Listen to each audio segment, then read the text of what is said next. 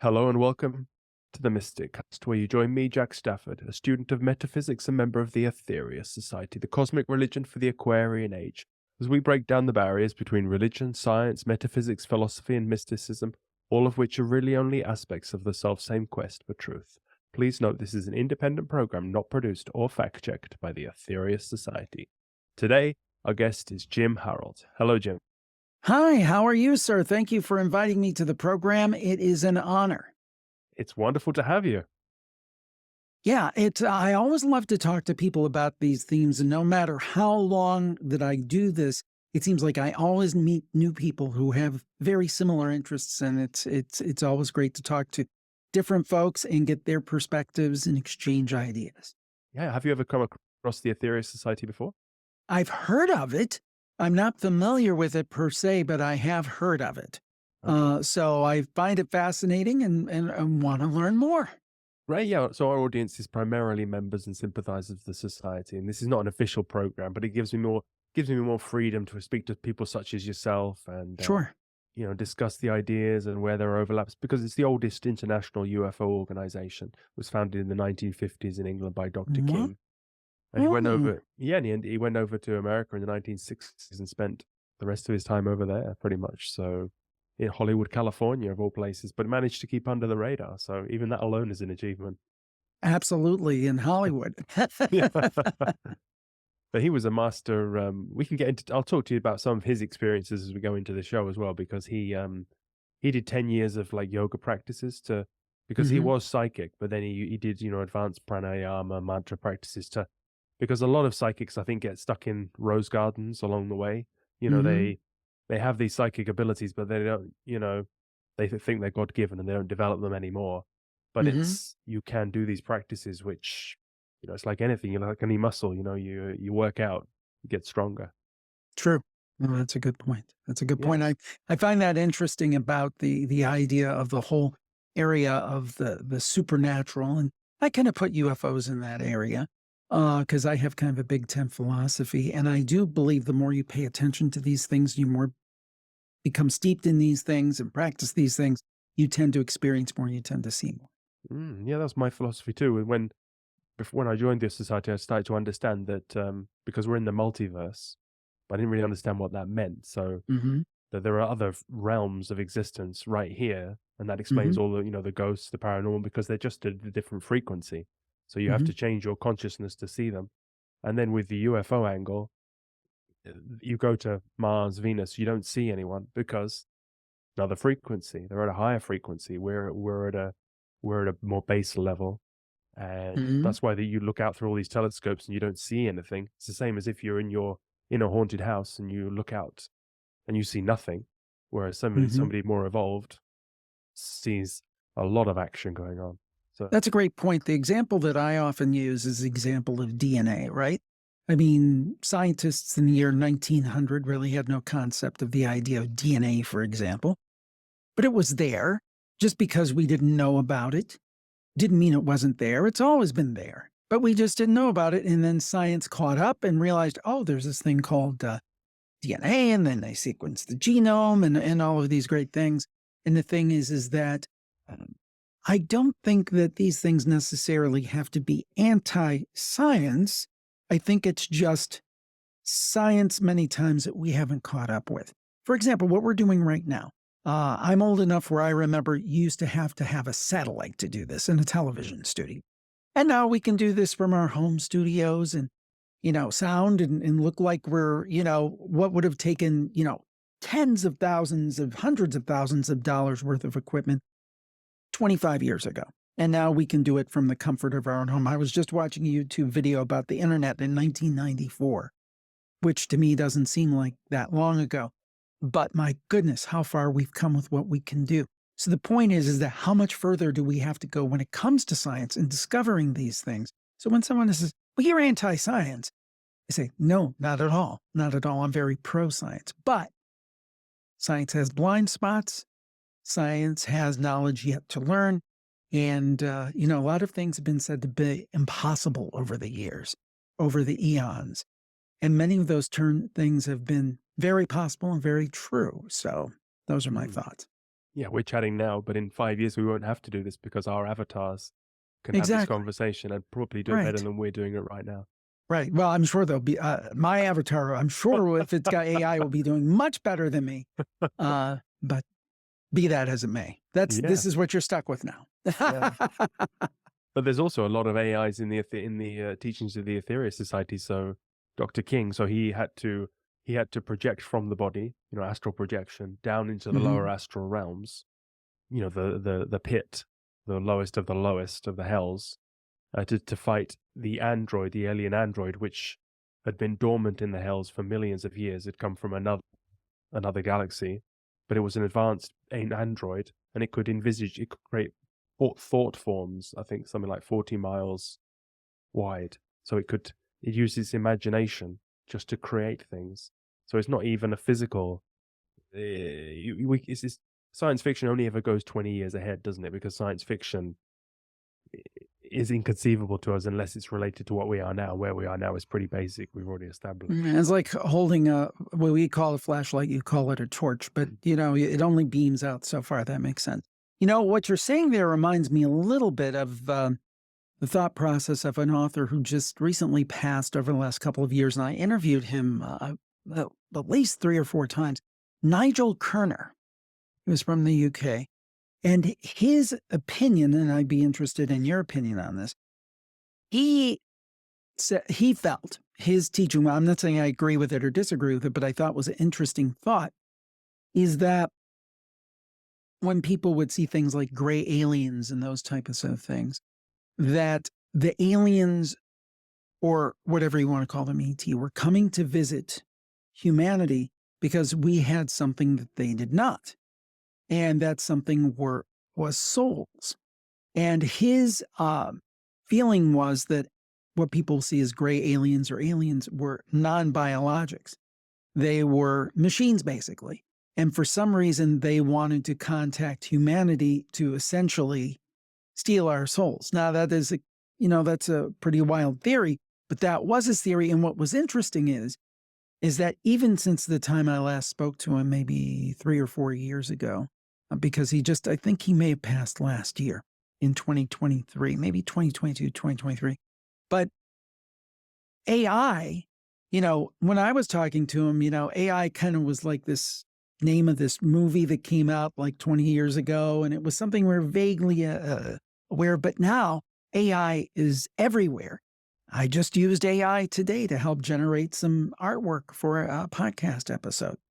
So the thing is that I'm not saying his theory is right, but he was prescient about how advanced AI could be because it's already advanced in the last 4 or 5 years incredibly. It'll be interesting to see what happens in the future. I'm one of those people who I flip-flop. One minute I think, this is great, this is fantastic, they'll find the cure for cancer, this will be fantastic. And the other part of me is like, this is really bad. So I guess it just what mood I'm in, it kind of vacillates where I am on the question of AI. Well, because Dr. Rising received transmission, so he did 10 years of yoga and he raised Kundalini all the way up to the crown chakra, so he could communicate. Because when you're a medium, you get people on your level, yeah. So it's like being in the army. You can't if you're a lieutenant, you can't go and speak to the lieutenant, the general. It's because not because it's even on your wavelength, but just because it's too much energy to get down through. It has to come down through. You just fry the circuits. So he could speak to very high people because he was a very advanced. He purified his nadis. He was a powerful channel. So he gave us lots of teachings, and related to AI, I think there's quite a few. But he says that when humanity is, I'm paraphrasing here, isn't when man has given itself to AI, then it's really doomed. It's game over, because I'm not sure of the exact reasons, but so in our tradition, we came from Maldek, which is now the asteroid belt, because we blew it up with we destroyed the planet. So there was a planet there. And then we came to Earth about 18 million years ago. We went through the civilizations of Lemurius, then Atlantis, and each time we advanced, and we probed the atom, and then we got sent back to the primary school because it's bad to do that. And so I don't think we developed the AI technology in those days, but if we do now, because we've kind of maybe we've passed the exam of the atomic exam. I'm not sure. I mean, we're still the Yeah, the finals jury. running. It seems like the jury's still out on that one. Yeah, but we've gone 80 years without Right. pressing the button. So, but yeah, I mean, I think maybe it's even because you kind of you give up developing in some way. I mean, I can see it myself now. It used to take me a long time to write something or to draw something, but now I delegate it. I Right. delegate my Right. creativity.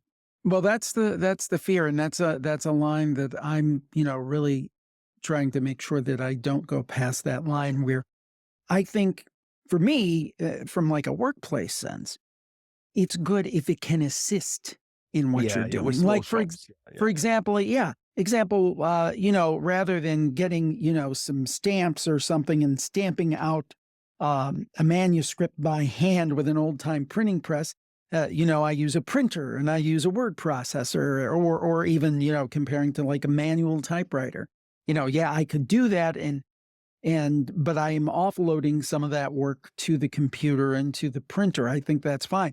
Now, there's a difference between doing that and just telling the computer to write it, right? yeah. Mm. So that's the situation I'm trying to navigate, is where you don't cross that line of having the computer do work for you, do the work for you. You're still guiding the work. It's more of a collaborative process, whereas just saying, do this for me, because then it's lost all of its humanity. Yeah, yeah. But it's important to realize also that there could be a computer a million times smarter than us, but once we raise Kundalini, once we ascend, we go through enlightenment, cosmic consciousness, ascension, and then we go to interplanetary existence.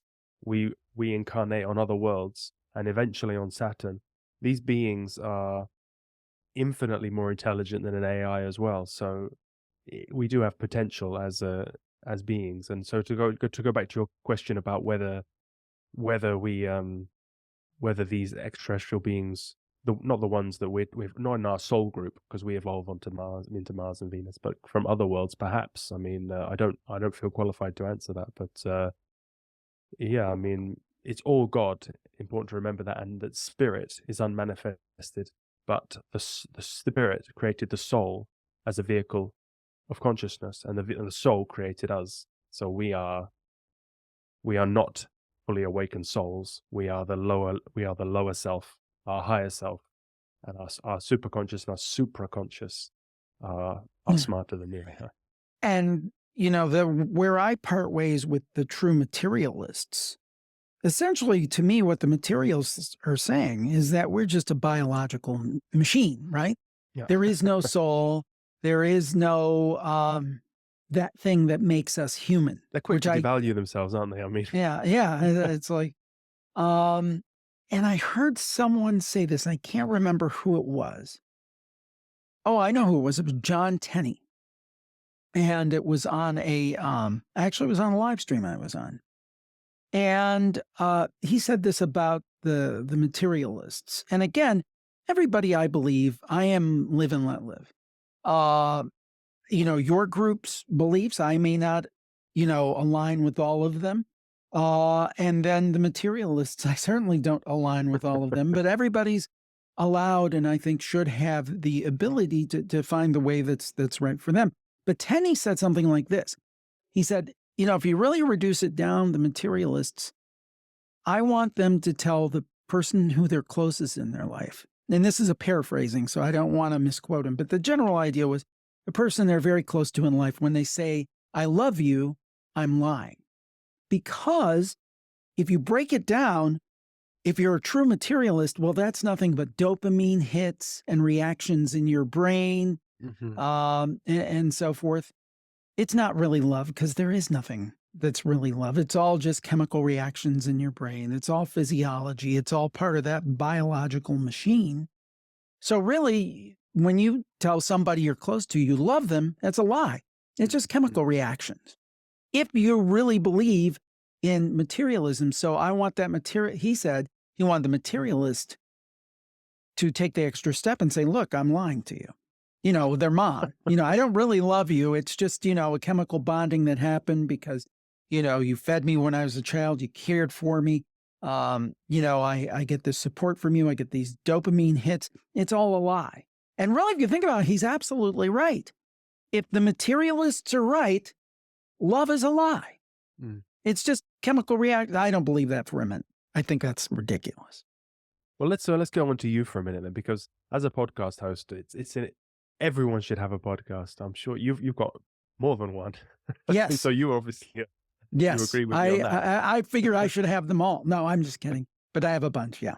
Because it's an education, isn't it? Because we start off with these preconceived, because the avatar that I'm speaking to now, it wouldn't always have these beliefs now. What journey have you gone on from the beginning, way back when? Yeah, I started in 2005.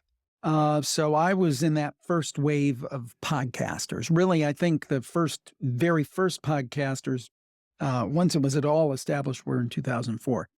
As far as I can tell, my show, the Paranormal Podcast, which I do to this day, is the longest running podcast on the paranormal on the internet, as far as I can tell.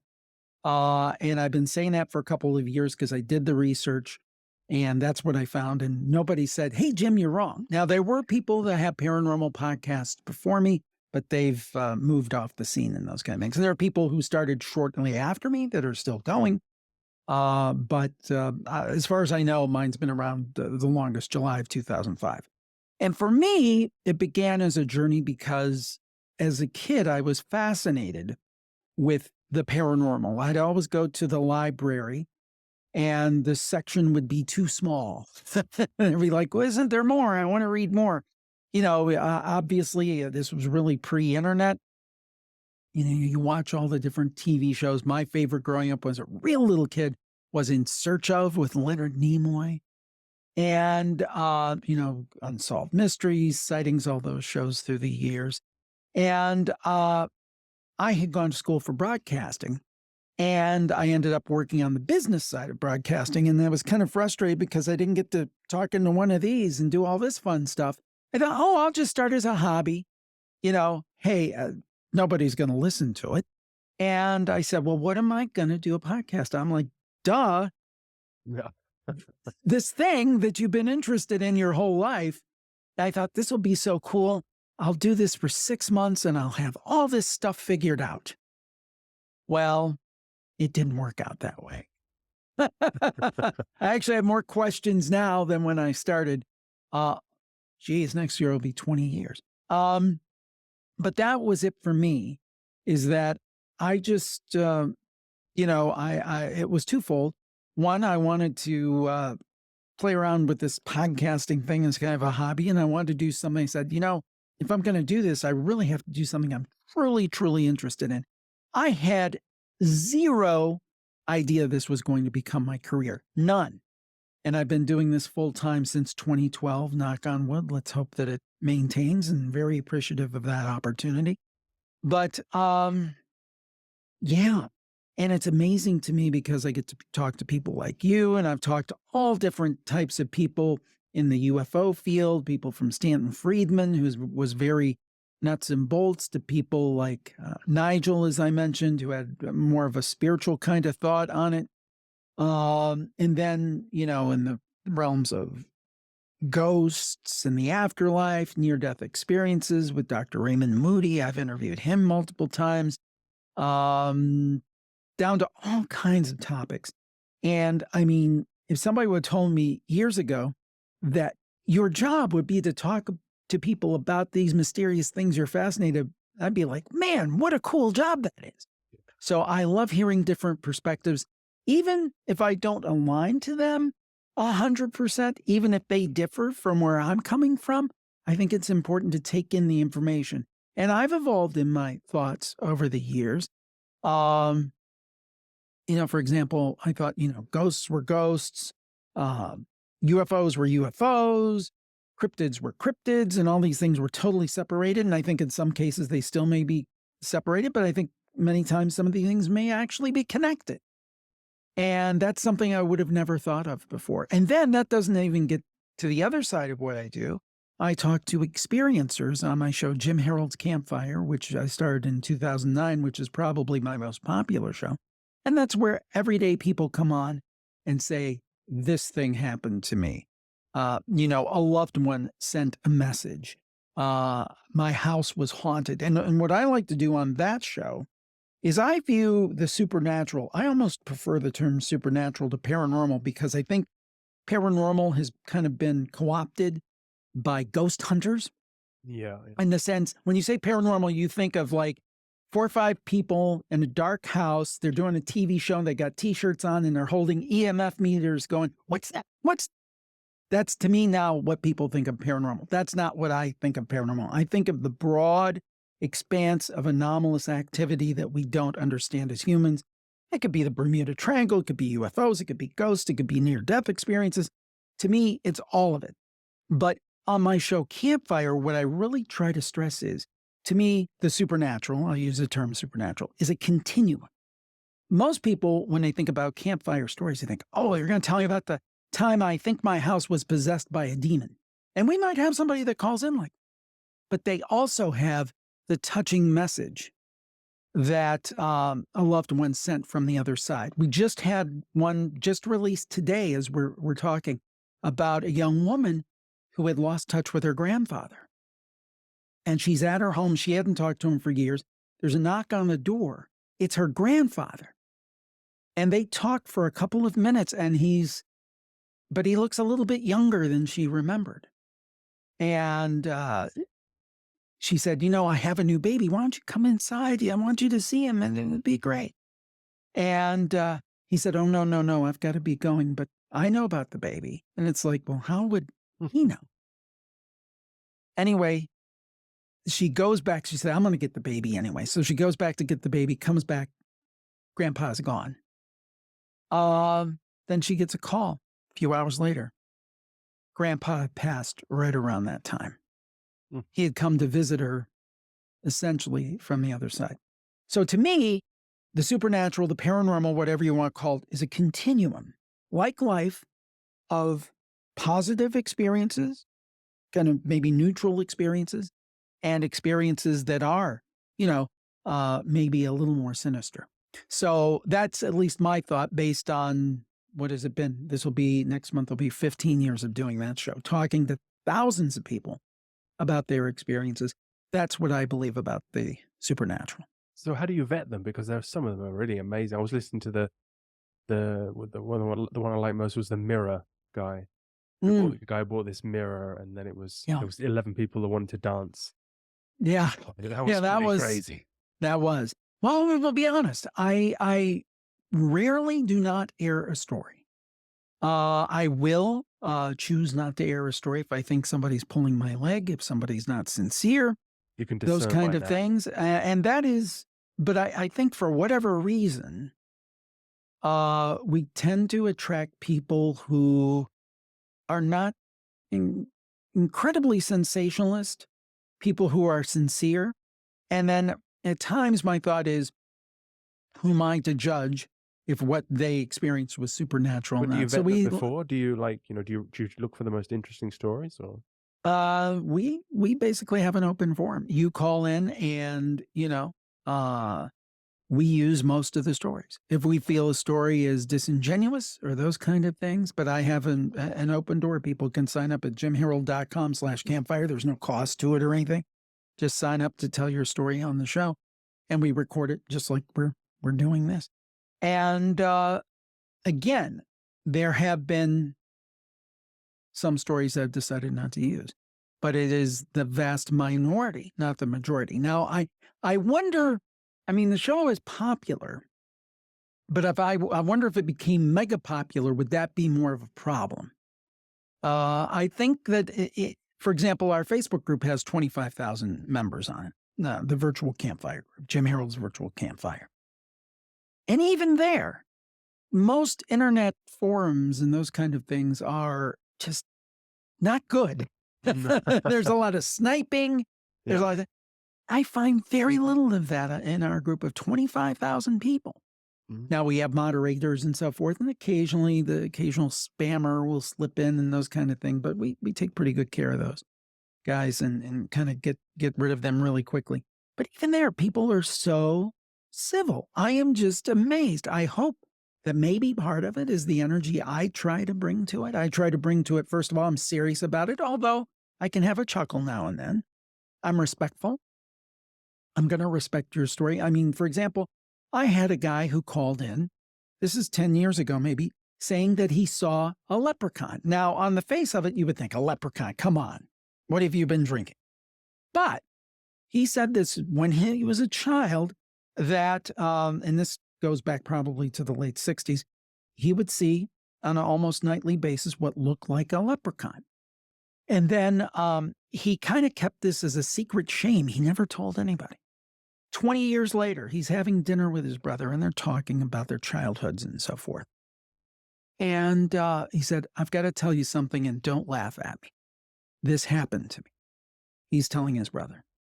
And he goes on to tell him about the leprechaun. And his brother says, oh my God, you saw him too. And the thing is that now, do I think it is an actual leprechaun? I'm not so sure about that. But could have it been some other kind of form, maybe some kind of trickster form, I don't know, that was showing himself to, or itself to the young boy and his brother? Absolutely. So who am I? Now, on the face of it, if somebody walks up and said, I saw a leprechaun, it's like, well, you've had too much to drink. But who am I to judge that and say that he didn't see something? So I try to be accepting, and I think the audience gets that. Yeah. And maybe, and I don't try to be, I mean, we have some stories that are really like sensational, but we don't try to be sensational. If they happen organically, that's interesting. But I don't go, hey, I want you to get really scary. That's what I want you to, I want you to really kind of hype it up. You can add in a few things. I don't do any of it. No. I'm like, tell me your story. And I think that's self-selecting, because people who want to consume horror, it's not the right place. So I think it's almost self-selecting in the way I approach the show, that we don't get a lot of people who make stuff up. Yeah, well, that's the leprechaun. Just to quickly touch on that tallies with the Aetherius Society. We believe in the Devic kingdom. So the fairies, the gnomes, it's just in the theosophists as well. They have there's Graham Hodgson wrote a lovely book about it as well, and you can see pictures of mountain divas and the divas of each plant, so it's a parallel. The divas exist between the realms, so each chakra is a realm of consciousness. So the divas exist between and they help the functioning of our world wouldn't work without the divas. So yeah, it's all, truth is stranger than fiction. It is. And people will say, well, what have you learned? Because I don't personally feel I have any solutions. I don't really have the answers. Yeah. But the one answer I do have, and I think it's compatible with the philosophy of your group, the world is much more complex, some would say stranger, than we give it credit for. And that I'm convinced. It's so funny you were giving the society's philosophy earlier about things being on other planes that we can't see and so forth. And I say that all the time. It's like our loved ones could be all around us. My late mom could be right next to me right now. But I just don't see her. Like I don't see ultraviolet light. That doesn't mean she's not there. Yeah, or gamma rays or Wi-Fi. Exactly. Or Exactly. Yeah. So the point is that there is so much more and so much that is hidden that we don't realize. And that's the one thing that I think I am more convinced of than other. And of course, I'm convinced of the afterlife and those kind of things. But I think that one fact, the world is far stranger, far more complex than we give it credit for. That's my takeaway from almost 20 years of paranormal podcasting. It was weirder than I thought. That's just, I can just see Jim Harold's tombstone there. Yeah. Hopefully many years from now. It was weird. It was weirder than I thought. Yeah, it was. I like that. It was even weirder than I thought. That's right. Yeah. So you've been doing these deep dive episodes on. Is this the greatest hits of the Campfire? Is that where people? Yeah. What we do occasionally is we will go back in the archives and we'll say, okay, we have a particular type of story. Mm. And then we will do a 90-minute special or sometimes more, picking some of the best stories of that. We just did one not too long ago on time slips. And this idea of people who have just this wrinkle in time where things are very odd, strange things happen. And I think it's fascinating. One of my favorites, I don't know if that was on that special or not, and it's kind of a ghost story, but kind of a time slip, is this one. This was up in New England in the United States. And this was before cell phones, probably in the 80s, I'm guessing, early 80s. And this young woman was taking classes, night classes at a college about an hour from her house. And anybody knows anything about New England, in the winter, it is very cold in the States. So anyway, she's driving and her car like basically stops on the interstate. She couldn't call anybody. Cell phones didn't exist. And she's like, well, I'm not just going to sit here and freeze. I'm going to see what I can find. So she started to walk. She realized that down below the road was a petrol station, a service station with a garage and so forth. She's like, oh, I'm in luck. I can just walk down there and tell them what's going on. They could come fix my car or whatever, and I'm saved. So she walks down there. It's about 5 of 8, and she goes in and tells the young attendant, hey, my car is up on the highway there. It stopped. I'm stranded. I'm an hour from home, blah, blah, blah, da, da, da.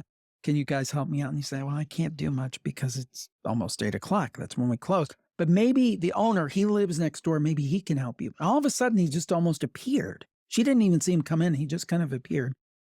And he went up and saw the car and said, there's nothing I can do for you tonight. That's too serious of a problem. But I can give you say you're about an hour from here. Can I give you a tow to your garage, your local garage, the one you would take your car to normally? And she said, sure. So he gets his tow truck and takes her and goes there. And then she realizes, well, it's still 20 minutes from her house. And he says, you know what? I'll drop you at your house. So he goes to the house, never even mentions a bill or any money changing hands. And she asks, well, what can I give you for this? And he said, $20, that's fine. And she didn't even have cash on her. She went in and got it and gave it to him. He said, well, let your family know everything's going to be fine. Everything's great. He couldn't have been, he's kind of a fatherly figure, couldn't have been nicer. So anyway, she thought, what a nice guy. What a nice guy. So rare you find people like. So she's with her family and they're going to be taking a shopping trip to town. And she said, well, let's go this way. I want to show you that service station where that guy was so nice to me. And this is about 3 or 4 days later. So they're driving and they pass the service station. The only thing about the service station is it appears like it's been closed for about 15 years. Everything's boarded up. There's nothing there. And, some people might say, she made that. Very intelligent caller, very sincere, very nice person. There's nothing in it for her to make something up. I believe it happened. I believe sometimes these things do happen. I don't know why. I don't know how. But I believe her story 100%. So that's an example of kind of a cool time slip / ghost story. Yeah, that's great. So I was going to ask you for your favorite, but you've already done it. So where can people hear more about you? Sure. Where should people subscribe, or where should people? Yeah, my website is jimharold.com, JIMHAROLD.com. You can find my podcasts on all of the major apps. Most people use either Apple Podcasts, Spotify, Pocket Casts, whatever. Just search for Jim Harold, HAROLD, and I'll pop up. And the 2 shows that I would direct you to is the Paranormal Podcast, where I do interviews with people like you and different people about their philosophies on the supernatural. And then Jim Harold's Campfire, which is probably my most popular podcast, where people share stories just like the one I told you. Wonderful. And if people want to learn more about the Aetherius Society, they can go to aetherius.org. Thanks, Jim. Thank you, and stay spooky, everybody.